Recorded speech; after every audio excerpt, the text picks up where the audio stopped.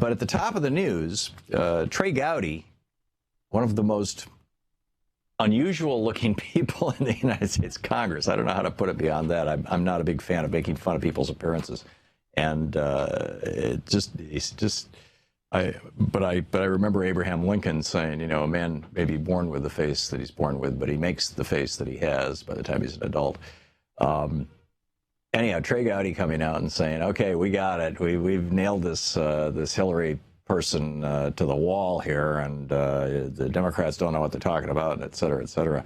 So I wanted to get on the expert on the whole Benghazi situation. He co-authored the book, The Benghazi Hoax. He does a morning show on Morning Agenda is the name of the show on Sirius XM on Sirius XM Progress Channel 127, the channel that we're on. From 6 to 9 a.m. is Ari, and then we're here from noon to 3. And Ari Rabin, and you can tweet him at Ari Rabin-Havt, H-A-V-T, and morningagenda.com is the website for his show. Ari, welcome to the program. Thanks, Tom. Can we instead discuss neoliberalism? Because it's actually become a pet peeve of mine how neoliberalism gets used. Okay. Yeah, if you want. I do want to hear what you think about Trey Gowdy and we can do Trey Gowdy first, and then I'll okay.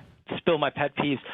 So Trey Gowdy issued, finally, 2 years, issues his big Benghazi report today, this morning, 800 pages, $7 million plus spent, 2 years, and at best, we learned minor new details about themes that we already knew to be true, such as the State Department Diplomatic Services Bureau was a mess, which, by the way, was in the first Accountability Review Board report that came out in December 2012, 4 months after the attack. Right.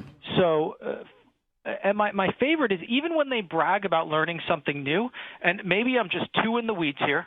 Maybe and I think I've spent more time thinking about Benghazi than is possibly healthy for anybody. They, for example, in the report, this is unbelievable to me. One of their big reveals was there was a team being sent to Tripoli, and it was a Defense Department embassy security team, right? And they were delayed on the runway as kind of commanders and other people debated whether they should wear civilian or military clothes based on kind of how people felt on the ground, right? Now, was this a mess? Yes. Should it have happened? No. Was it a grand political conspiracy leading up to Hillary Clinton and Barack Obama? No. But they said this is a new discovery. We discovered this team headed towards Tripoli was delayed on the ground for hours as they debated clothing. Here's the problem. That's not a new revelation. That was in testimony Leon Panetta and Martin Dempsey gave in 2013 to the House Armed Services Committee. That was also in the House Armed Services Committee's report on Benghazi in January 2014. This is one of what? It's been 13 reports now issued or something like. What's the number? I think we're at 12 reports from 10 different committees if you count everything. Right. And so even the new stuff wasn't new. There's basically no there. And now here's the one thing, Ari. You know, the original Whitewater investigation didn't lead to Whitewater, but it did lead to Monica Lewinsky, and $74 million spent by Republicans in the House, impeaching Bill Clinton. Arguably, this Benghazi investigation has not led to anything relative to Benghazi, but it did lead to Hillary Clinton's private email server, which apparently is still, at least in the minds of the fevered minds of the Republicans, going to bite her in the butt. Your thoughts on that? Well, first, it's once again something that didn't lead to something. Meaning, the fact that Hillary was using a private email account was obvious to anyone who read Gawker in 2013, when they put up a bunch of emails from Sidney Blumenthal's account. Right. So it was not even a new fact. Then. Now it's blown up into a investigation, et cetera. And my general take on this stuff, and look, things follow patterns, right? And now for 25 years, Tom, And there are people who aren't old enough to remember, but I think you and I at this point are old enough to remember. For 25 years, this, and fill in anything you want with this, was finally going to be the investigation that brought down the Clintons.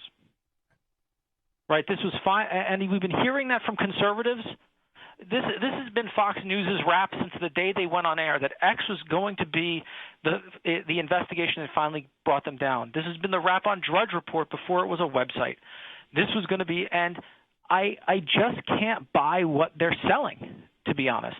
And it's because what they have always done is taken things that are mainly tend to be bureaucratic incompetence and attempt to blow it up to scandal. And right. It just doesn't right. work. And there's a difference between bureaucratic incompetence, which exists in all administrations, in all levels of government, in all large corporations, in fact, and try to bring it up to the level of a felony. And they tried that for 8 years under Bill Clinton, and it failed every single time. And they kind of tried it with Obama with Fast and Furious and the Benghazi investigation. Because remember, first it focused on Obama. They only switched to Clinton after he got reelected. And we can list 10 other investigators. Solyndra. They try to crank up bureaucratic incompetence to scandal. And that's kind of what goes on. And every time they do it, every time they overplay their hand, as they did in this case again, it ultimately ends up embarrassing them. But there's a greater concern here for me, which is Congress actually has a duty in terms of oversight. And Henry Waxman was a master of that duty, for example, who, he was about – when he came into to his chairmanship in 2007, he didn't go after George W. Bush willy-nilly. He went and undertook real, exhaustive investigations on a bunch of things. And look, that doesn't always mean those investigations are going to work out the way people want. But there's a difference between government oversight, which is a critical constitutional function of Congress, and something like the Benghazi Select Committee, which was clearly a political hit job or an attempt at one from day one that completely failed. And look, you read the New York Times lead on their Benghazi, on the story in the committee. This was their lead. They said, ending one of the longest, costliest, and most bitterly partisan congressional investigations in history, the House Select Committee on Benghazi issued its final report Tuesday, finding no new evidence of culpability or wrongdoing by Hillary Clinton. Right. I mean, and don't you think if there was any evidence after 10 investigations, somebody would have dug it up? Yeah, you would think. But, and after her testifying for 11 hours. Right. And I don't know if you know about this, Tom. Towards the end of the investigation in the spring, right, Trey Gowdy was getting so desperate that he was subpoenaing Sean Hannity callers to testify. Oh, that's right. I remember that. Which is just funny. Yeah, it was like he wanted John in Idaho or something. John in Iowa, who turned out to be a drone pilot who was over Benghazi that night. But he was like, went to the Defense Department, find me John in Iowa. And the Defense Department's response was, here's a list of all the drone pilots who flew above Benghazi that night. But by the way, you already have all the video from their cameras, so we don't know what you want them to testify to because it's video. To watch more clips from our programs, hit the Watch More Videos button over here. And please be sure to hit the handy-dandy subscribe button so you'll always be up to date. Tag, you're it.